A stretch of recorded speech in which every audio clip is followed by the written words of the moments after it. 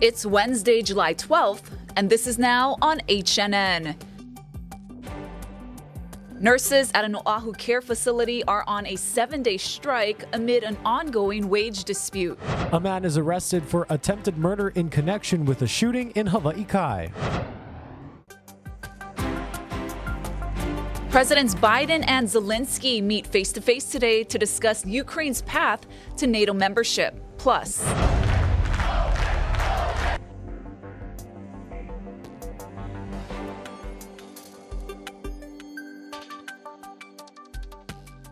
these stories and more coming up on This Is Now.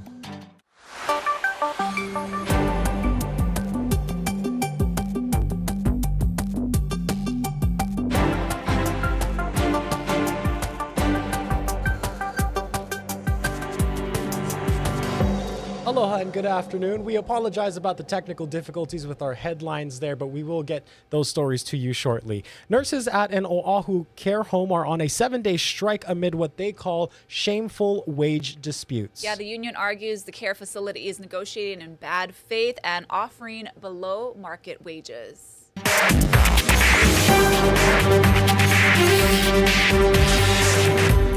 Workers were seen picketing this morning outside Oahu Care Facility along Beretania Street.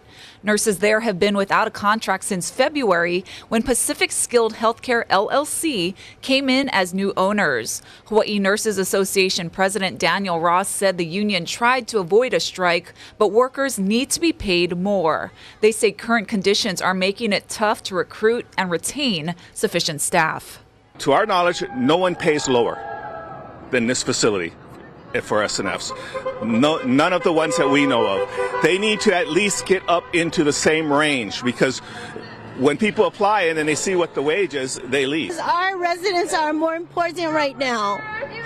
They're so very important. They really are our second family. We need to keep them in good shape. We need to keep them safe. The union claims this will be a 1-week strike. In a statement to HNN, Oahu Care Facility says that their leadership team continues to negotiate in good faith and respects the right of their nursing staff to participate in a strike. Honolulu police have arrested a man suspected in a shooting near Mauna Lua Bay Beach Park in Hawaii Kai. Authorities said the incident happened Monday morning when police said 57-year-old Roberto Rodriguez got into an argument with a 44-year-old man. Police said that argument then got physical, with Rodriguez allegedly shooting the man in the left arm. Officials said the victim originally told police he was shot while walking on the street. He was hospitalized in serious condition. HPD said Rodriguez was arrested Tuesday night in Waikiki for second-degree attempted murder. A 58-year-old man has been arrested after he allegedly hit a pedestrian with his vehicle, then fled the scene. It happened just before 10 last night on Kapiolani Boulevard near Pumehana Street in the McCully area. Police say the driver collided with the male pedestrian who was crossing Kapiolani, not in a marked crosswalk, then drove off. A witness who saw the crash called 911 and followed the driver until he was stopped in the Hawaii Kai area and arrested. Officials say alcohol appears to be a factor in the crash. It's unknown if drugs or speed are contributing factors. The pedestrian was taken to the hospital in critical condition. A jury has returned a not guilty verdict in the 1982 cold case murder of a woman on Oahu. Prosecutors argued that Thomas Garner assaulted and strangled Kathy Hicks 40 years ago. They claimed DNA advances linked him to the crime, but the jury was not swayed. Garner is already a convicted murderer and is serving a life sentence in Florida for killing a woman in 1984. Honolulu police are looking for 2 people who burglarized Kaneki's Grill on Kamehameha Highway in Punalu'u on June 6 at around 2 o'clock in the morning. They took off with a cash register in a light-colored sedan. Anyone with any information is being asked to call Crime Stoppers at 955-8300. A luxury condo project planned for Kauai's south side is once again stirring up anger and concern for residents. And on top of that, a house is being built just feet away from a heiau. Our Jelani Martinez explains how some feel there is a bigger issue at hand. Activists have been trying to stop the development in Kiahuna for years. Separately, another home is being built nearby, just feet from a heiau. Some say it symbolizes the larger conflict in the community. We've confirmed Kauai County and the state are investigating this home being built on Makalea Street, next to the Pa'u'alaka Heiau, named after the goddess of the forest. It's shocking because, it's marked as a preserve. They have signs up, but there's not even 10 feet from this house. Elizabeth Okinaka with the nonprofit Save Koloa is referring to this sign that says archaeological preserve, no entry. She says the area includes an ancient agricultural farming system with house sites and burials. Cultural practitioner Rosalind Cummings says she has genealogical ties to the heiau. Seeing this home being built on a site like that, it's honestly numbing for me because it's a continuance of something that we've been fighting against for such a long time. The way we do.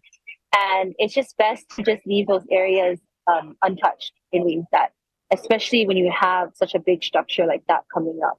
And that's just one home. Down the road, this is the vision of San Francisco-based developer Meridian Pacific. 279 luxury units on 25 acres next to the Kiahuna Golf Course. The Kawanoi Okaloa project website says Phase 1 is already sold out. Last year, the developer blasted the site to get through dense rock so it could build infrastructure such as storm drainage. Opponents were outraged then and still are. It now. Time is of the essence. You're destroying things over there. We appreciate and respect everyone's opinion, but please refrain from personal attacks. This morning, residents begged the county's planning commission not to let the development proceed with more scrutiny, including biological and environmental studies. The company's rep proposed a compromise. Meridian Pacific acknowledges that this is a big development. We're offering to enter into mediation with the parties, and we're offering also to pay for studies on how drainage will affect or could affect Kaneoluma Heiau, which is not on property that we own. So far, opponents have declined mediation, and today the commission sided with residents. The developer will now have to settle various disputes before the county signs off.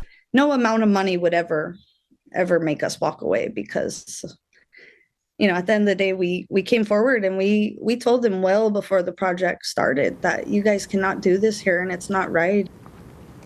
Community advocates have also filed a petition to revoke the zoning permit. It's gone to the director, who then reports to the commission in 60 days. Jolani Martinez, Hawaii News Now. The city has revoked permits for 2 home construction projects. A review of the plans for dwellings on Pakolu Place in Wilhelmina Rise and Kalei Road near the UH Manoa campus were found to be in violation of Honolulu's Monster Homes Ordinance. The third party who originally approved the plan has had his privileges revoked. City officials say they will continue to crack down on third-party reviewers who fail to oversee projects properly. And happening today, a demonstration against a planned high-rise development in Moiliili. The Honolulu Tenants Union claims the planned Kuilei Place condominiums project on Kapiolani will displace more than 130 families.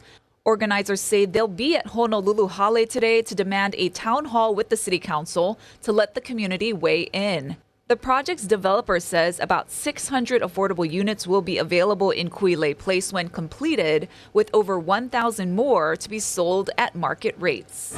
A warning, the images in this next story may turn your stomach upside down. The Department of Health has shut down Maui Brewing Company in Lahaina on Tuesday after an inspection revealed multiple violations. Among those include rodent and cockroach infestations. Investigators said droppings and live roaches were discovered on food items and on food prep surfaces and inside refrigerators. 2 dead rodents were also found in traps. The restaurant was also cited for holes and openings where pests can enter, a buildup of grease and food debris, and an accumulation of clutter which also can attract pests. There's also a lack of soap and paper towels in the kitchen and hand wash sink. DOH said the restaurant must eradicate the pests and fix the other problems before being allowed to reopen. A follow-up inspection is set for Wednesday. In national news, a Las Vegas SWAT team took a suspect into custody after he barricaded himself inside Caesar's Palace with a hostage yesterday. He's been identified as Matthew Mannix from Golden, Colorado. Police say he allegedly broke a window on the 21st floor and started throwing out various items, including furniture. It all started just after 9 a.m. local time when he allegedly pulled a woman into a room by force and refused to open the door. He told officers he had a gun, which is why the SWAT team responded. But during the incident, police said they didn't see any weapons. After a tense waiting period, SWAT team officers made entry into the room and took the suspect into custody. The woman, who police say was forced into the room by the man, was safe with officers. At this time, we don't know if there's a connection between the two. Some parts of the hotel had to be evacuated, including the pool area where the objects being thrown out the window may have landed. Pathway to NATO membership. That's on the agenda today when President Biden meets with Ukrainian President Volodymyr Zelensky.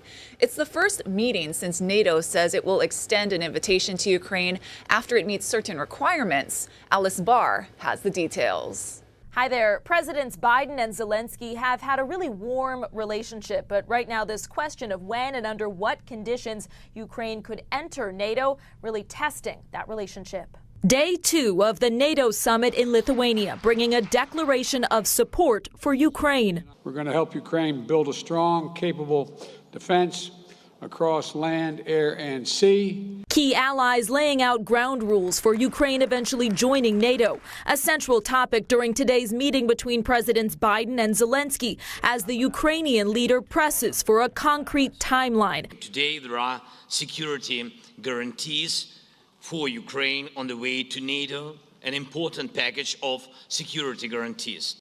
NATO allies wary of admitting Ukraine while it's at war with Russia to avoid escalating the conflict, though offering hope for the future. To create a path to NATO membership while Ukraine continues to make progress on necessary reforms. There is division over a controversial U.S. decision to provide Ukraine with cluster bombs, banned in more than 2/3 of NATO countries because of a history of increased civilian casualties. The U.S. calling it a temporary stopgap while allies restock other rapidly depleting munitions. If we didn't do it, if we don't do it, then they will run out of ammunition. If they run out of ammunition, they will be defenseless. A delicate balance to defend Ukraine without yet offering the full protection and pitfalls of NATO membership. Allies at the summit are promising to step up their support for Ukraine in its fight against Russia. President Biden delivering a speech today focused on that commitment. In Washington, Alice Barr, NBC News. Well, what a difference a year makes. New numbers from the federal government released Wednesday shows that inflation continued to ease last month. However, economists say there is still much more work to do. Karen Kafa breaks down the numbers from Washington. Last June, inflation peaked at its highest levels in 4 decades, with consumer prices climbing 9.1% from the year prior. Today's reading came in at 3%. That is the lowest that it's been in more than 2 years. A cool down to start the summer months. I think consumers might be breathing something akin to a sigh of relief because the worst of inflation behind. For the 12th consecutive month, U.S. inflation slowed in June, according to the Consumer Price Index reading released by the Bureau of Labor Statistics Wednesday. Overall, consumer prices increased 3% year over year, the government said, far from a peak of 9.1% last June when prices climbed at their fastest annual rate since November 1981. So this isn't a much better place, but it's not yet to the promised land of where we want to be. We still see some elevated prices for things that are important. It's good news for consumers at the grocery store, with overall food prices continuing to moderate and the index for meat, poultry, fish, and eggs falling in June. Energy prices fell. Gasoline prices are down 26% from last year. Airfares dropped too. But shelter costs remain stubbornly high, and the Bureau of Labor Statistics said that accounted for the bulk of the June increase.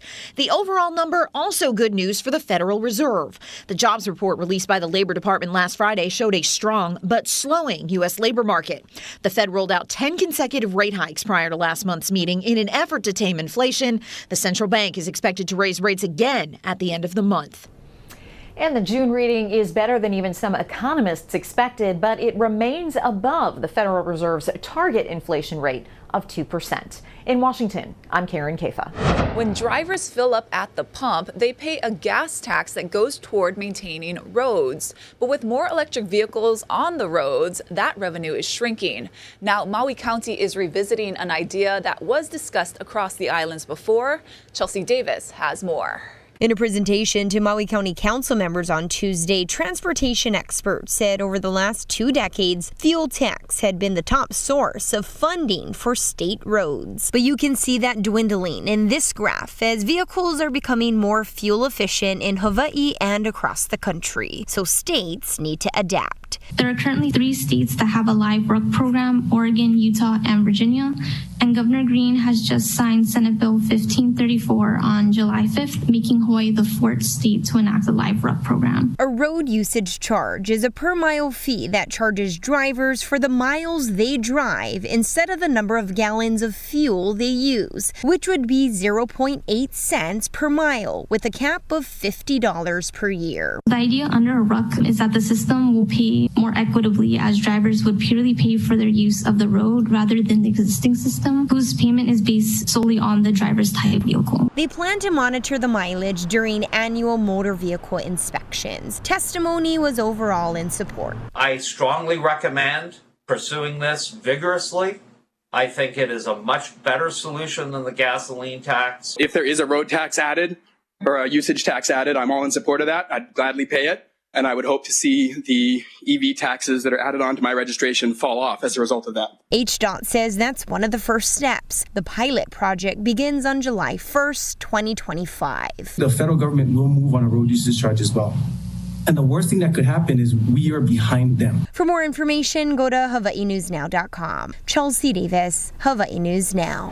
The state is moving forward with a $62 million expansion plan at Hilo Harbor. The Department of Transportation wants to make room for a new cargo staging area and new lanes for semi-trailers to load and offload containers. The governor already released the first $15 million to buy 5 parcels, totaling more than 9 acres along Kalani'anaole Street. Imagine if we don't have additional space with regards to the pier itself, it's not safe. This improvement is so important. You know, we're talking about traffic, we're talking about safety, we're talking about operational improvements. Work isn't imminent, as officials estimate it will be over 2 years before design work and demolition will begin.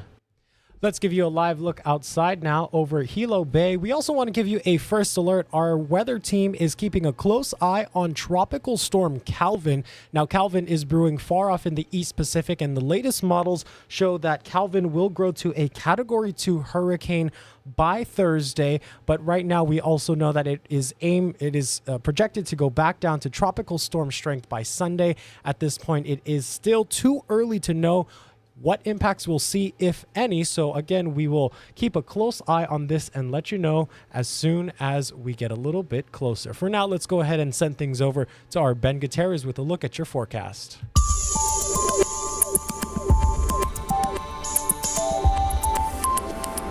A look at this next 7 days is showing quite nice weather as we head into today, tomorrow, and Aloha Friday. Mostly dry weather and locally breezy, but we're also looking at a few more clouds and showers as we head into the weekend. Now, a little bit of a first alert for you on Tuesday. We are tracking Tropical Cyclone Calvin, which could pass close by to us.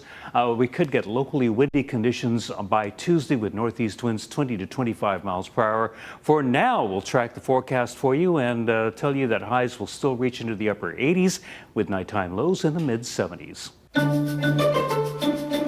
right, let's see what the internet is talking about. HBO has dominated the 75th annual Emmy Award nominations. Now, 3 of the network's hits, Succession, The Last of Us, and White Lotus, combined for 74 nods. But looming over today's announcement is another possible strike that could rattle the entertainment industry. Danya Backus has more. HBO Succession leads this year's Emmy nominations with 27 nods, including 9 for acting, as well as the big one, Best Drama. Got the election. I got plenty on my plate. The final season of the series about a dysfunctional family and its media empire goes up against Andor, Better Call Saul, The Crown, House of the Dragon, The Last of Us, The White Lotus, and Yellow Jackets. It's all about Succession. That final season, it created such a buzz all around the world, and everyone loved it. I've had more psychotic episodes than Twin Peaks. Ted Lasso has a chance for a third win in a row for Best Comedy Series. It's up against Abbott Elementary, Barry, The Bear, Jury Duty, The Marvelous Mrs. Maisel, Only Murders in the Building, and Wednesday. The head of the Television Academy acknowledged the nominations come at a tense moment for the entertainment industry, with a possible actor strike on top of the ongoing writer strike. We hope the ongoing guild negotiations can come to an equitable and swift resolution. SAG-AFTRA, the union representing thousands of actors in film and television, posted photos of strike signs that are ready to go. Its contract with the major Hollywood studios is set to expire at midnight. If this happens, there will be no promotion. There will be no actors doing junkets or carpets or anything. Everything in Hollywood will come to a halt. And with the possibility there may be no actors attending or writers writing the Emmy show, there's already talk of postponing the award ceremony to next year. Danya Backus, CBS News, Los Angeles. Ashley, have you seen any of those Emmy-nominated shows? Succession is one of my favorites. Okay. I do want to see The Last of Us. I was a little hesitant at first because I don't do zombies, but I heard it's not too zombie-heavy, so I might check it out. The only thing I really watched there is The Marvelous Mrs. Maisel. Oh. I love that show. I love a good period classic, so a lot of laughs there. So we'll keep an eye on also the developments on the strikes there as well. Let's go ahead and take a look at some good news now. A World War II veteran in Arizona celebrated his birthday with a feat of strength. Now, it was an ambitious goal that would be difficult for most people, including myself, but as Cameron Pullum reports, this 97-year-old made it look easy. Had a good night's sleep. I didn't think I would, but I did. David Kagi warmed up his body Monday morning inside Mountainside Fitness in Mesa. Happy birthday, all that, man. I appreciate it. Today is the World War II veteran's 97th birthday. In honor of that, the lifelong fitness fanatic decided to celebrate it with a feat of strength, an annual challenge that began with 85 push-ups in under a minute when he was in his 20s. And I've been doing something like that ever since. Well, that's a long time ago. Whether it's jumping out of an airplane for his 70th birthday, bench pressing 225 pounds for his 82nd, or 83 straight push-ups at 90, he's always on the hunt for something different. Going all the way over, down, over. This year he'll carry 100 pounds for 100 yards, an ambitious goal, but far from surprising. Since his time in the Air Force, he's pushed his body to the limits, a key, he says, to staying young. It works, and I recommend it for anybody that wants to live to be 100, and I will. And I've heard many stories. From members of Mountainside, I'm excited to see what your next challenge is after you conquer this one. I think it's something. Today is a chance to cheer on one of their own. These young, beautiful young ladies walk in here, and already I feel 10 years younger. I hope I'm doing the same thing at his age. I mean, that's what motivates me to come to the gym, is people like this. By the time Dave took his first steps, dozens began chanting his name. Plodding along with a 40-pound dumbbell in one hand, a 30 in another, 15 pounds of ankle weights around each leg, Dave made it look easy. Rewarded with the perfect song and just enough breath to blow out the candles. An inspiring accomplishment that can only be topped by what he'll probably do next. Well, well, well, what an amazing feat of strength there. Yeah, he's in great shape. And I wasn't kidding. I can't even do a pull-up. I'm sorry to say. So he definitely made it look easy. 83 push-ups in a row. Remember we were doing push-ups? Yes. And how much were we doing? I don't know, like 10. Here's a live look outside. Thank you all so much for joining us right here on This Is Now. Have a great day.